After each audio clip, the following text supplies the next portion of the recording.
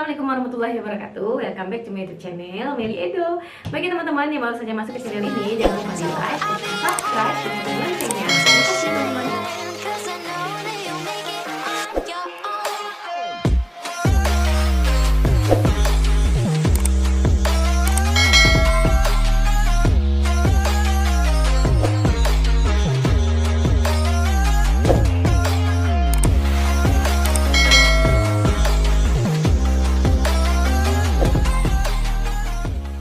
Nah, jadi teman-teman, di video kali ini kita akan membahas suatu penyakit yang paling sering ditemui di kalangan masyarakat.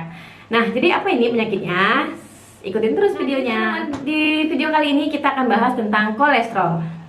Ya, mungkin di antara teman-teman yang sedang menonton video ini sedang mengalami tingginya kolesterol atau hiperkolesterolemia. Nah, jadi penyakit kolesterol yang tinggi ini atau hiperkolesterolemia ini merupakan suatu keadaan di mana kadar kolesterol di dalam darah kita itu melebihi ambang batas atau melebihi dari batas normalnya, yaitu normalnya 200 mg per dl. Nah, jadi ini adalah batas standarnya teman-teman. Tapi ada juga batas ini tuh sesuai dengan usia orang itu tersebut gitu. Nah, jadi kita bahas nih ya, apa itu kolesterol? Nah, jadi kolesterol ini adalah senyawa lemak yang diproduksi oleh berbagai sel di dalam tubuh. Ya, teman-teman, ternyata tubuh kita ini bisa memproduksi kolesterol sendiri. Nah, 80% kolesterol yang ada di dalam tubuh kita ini diproduksi oleh sel-sel hati atau liver. Jadi, pada dasarnya tubuh kita ini membutuhkan kolesterol untuk tetap sehat, teman-teman. Nah, yang membuat kolesterol kita itu naik biasanya itu stres. Ya, itu stres. Karena stres ini bisa menyebabkan turunnya sistem kekebalan tubuh kita atau sistem imunitas tubuh kita, sehingga dia bisa membentuk peradangan. Nah, oleh karena itu peradangan ini bisa menyebabkan kadar lemak di dalam tubuh kita itu menjadi meningkat. Nah, jadi dari sinilah yang dinamakan dengan hiperkolesterolemia. Walaupun 80% tubuh kita itu sudah menghasilkan kolesterol sendiri yang dihasilkan oleh liver, ternyata tubuh kita membutuhkan 20% lagi dari luar, teman-teman. Jadi tubuh kita itu membutuhkan 20% tambahan kolesterol lagi dari luar. Nah, dari luar ini tuh yang kita dapatkan dari makanan. Nah, jadi makanan-makanan yang seperti apa nih yang bisa membantu untuk menormalkan kadar kolesterol kita. Nah, jadi makanan yang diperlukan untuk membentuk kolesterol, untuk menambah kolesterol di dalam tubuh kita ini seperti kuning telur, daging, hati, otak, keju, susu, mentega, dan sumber hewani lainnya. Jadi kadar kolesterol ini bisa ditemui dari sumber hewani ya. Jadi kalau dari tumbuh-tumbuhan itu nggak ada, teman-teman ya. Jadi tapi ternyata ada faktor penyebab lainnya nih. Ada dua penyebab faktornya. Yang pertama yaitu faktor primer dan faktor sekunder. Yang mana faktor primer ini adalah faktor genetik, teman-teman. Jadi ternyata kolesterol ini juga ada penyakit turunannya gitu. Jadi misal ada seseorang yang berumur masih 20 tahun, ternyata kolesterolnya itu tinggi. Dan setelah kita selidiki, ternyata dia mempunyai orang tua yang kolesterolnya itu juga tinggi. Jadi dia mewariskan kolesterol tinggi dari orang tuanya gitu. Kemudian yang kedua, faktor sekunder. Nah, jadi kalau faktor sekunder ini adalah faktor yang menyebabkan kadar kolesterol kita itu tinggi dari pola hidup dan pola makan. Nah, jadi pola hidup seperti yang stres tadi yang sudah aku sebutkan. Kemudian pola makan. Jadi pola hidup dan pola makan ini juga benar-benar sangat mempengaruhi kesehatan tubuh kita ya. Nah, seperti yang sudah kita ketahui bersama nih, teman-teman ya, apapun yang kita konsumsi secara berlebihan atau secara kebanyakan ya, sudah nggak normal lagi. Nah, itu bisa menyebabkan dampak negatif bagi tubuh kita. Jadi apapun yang kita makan itu harus benar-benar pas, harus benar-benar sesuai dengan apa yang kita butuhkan, teman-teman. Nah, jadi apabila kolesterol itu tinggi di dalam darah kita, teman-teman, jadi ketika dia itu dialirkan pada proses peredarannya, banyak lemak-lemak itu nanti yang akan menempel di dinding-dinding sel darah kita, teman-teman. Ya, karena itulah dia bisa menjadi plak. Nah, gitu. Seperti ibaratnya itu lumut dalam selang, teman-teman. Jadi lumut itu nanti bisa menghambat perjalanan air. Ya, jadi dia bisa menghambat perjalanan air. Seperti itu juga darah di dalam tubuh kita. Kalau banyak lemak yang menempel di dinding-dinding sel darah kita itu, nanti kan lama-kelamaan dia bisa menumpuk, dia bisa tersumbat, dan dia juga bisa menghambat perjalanan sel darah sementara jantung terus memompa nih. Jantung terus memompa darah kita, dan darah tadi itu sedikit yang datang gitu kan, sedikit yang nyampe ke jantung, maka terjadilah jantung koroner. Nah, namun apabila terus-menerus seperti itu, jantung tadi itu semakin lama semakin lambat prosesnya, dan sel darah kita tadi itu terus menumpuk lemak-lemak itu tadi, maka terjadilah pecahnya pembuluh darah, dan di situ akan terjadi stroke. Nah, jadi hati-hati ya teman-teman. Dan kolesterol ini ada dua kategori, kolesterol baik dan kolesterol jahat. Dimana kolesterol baik ini adalah kolesterol yang dibutuhkan oleh tubuh kita, ya, baik dari makanan tadi itu memang harus secukupnya yang dibutuhkan oleh tubuh kita.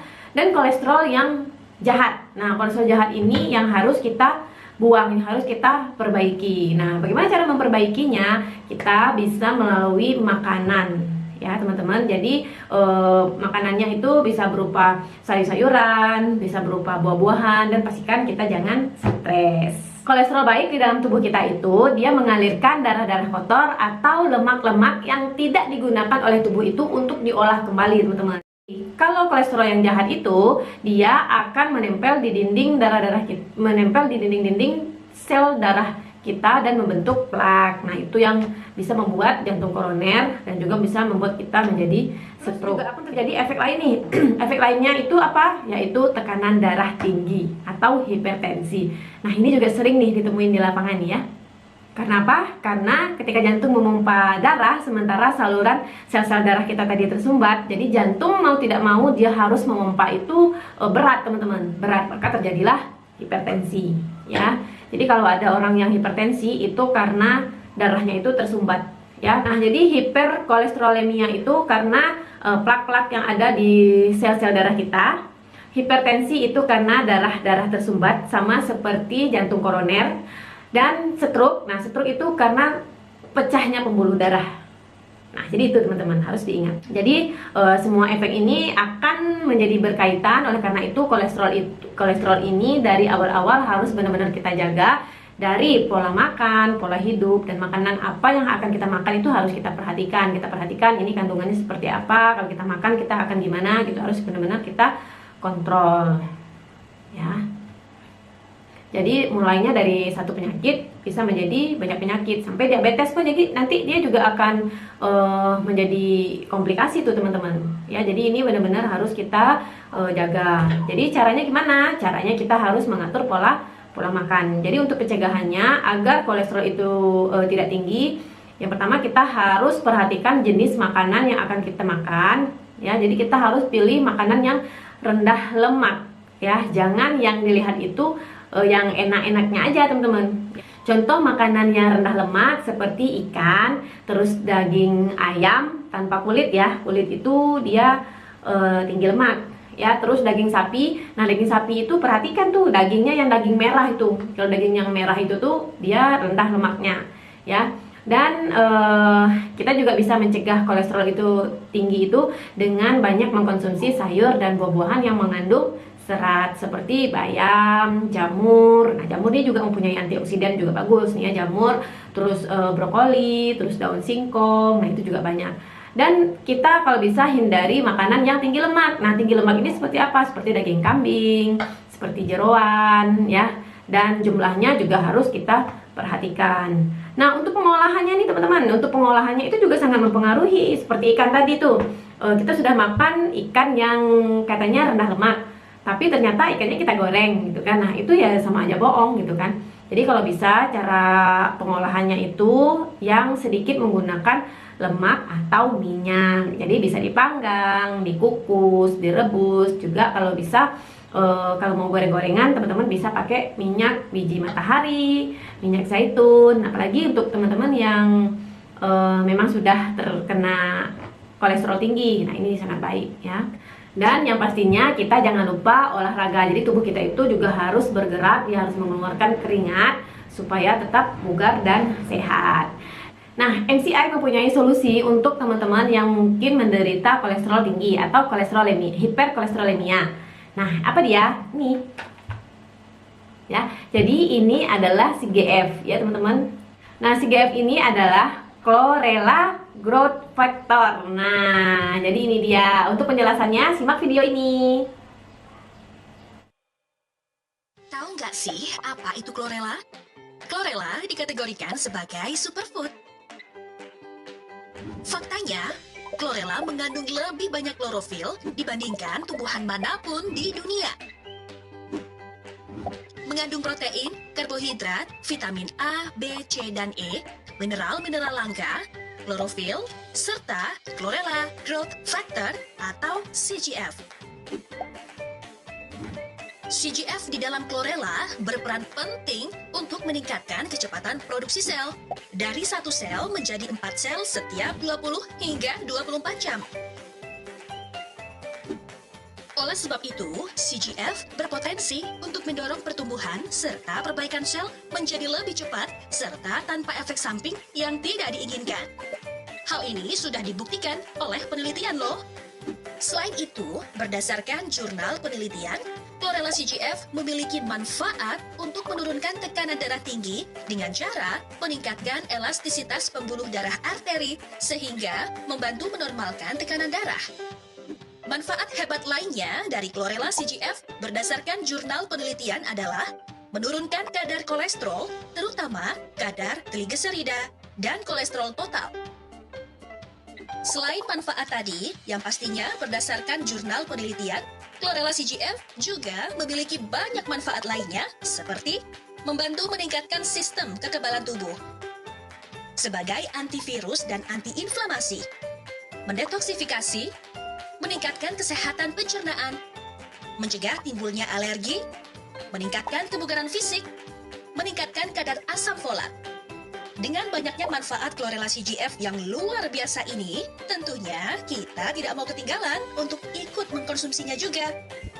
1 butir CGF setara dengan 25 butir chlorella pada umumnya.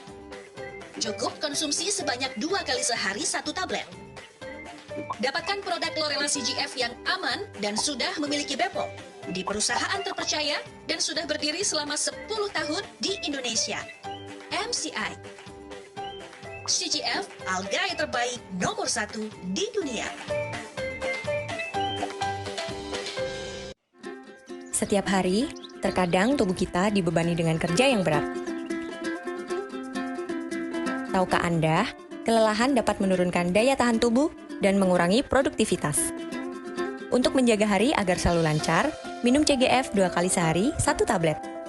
Banyak jurnal dan penelitian yang menyatakan chlorella growth factor berpotensi untuk mendorong perbaikan menjadi lebih cepat, menurunkan tekanan darah tinggi, menurunkan kadar kolesterol, meningkatkan sistem kekebalan tubuh sebagai antivirus dan antiinflamasi, mendetoksifikasi, meningkatkan kesehatan pencernaan, mencegah timbulnya alergi, meningkatkan kebugaran fisik, dan meningkatkan kadar asam folat.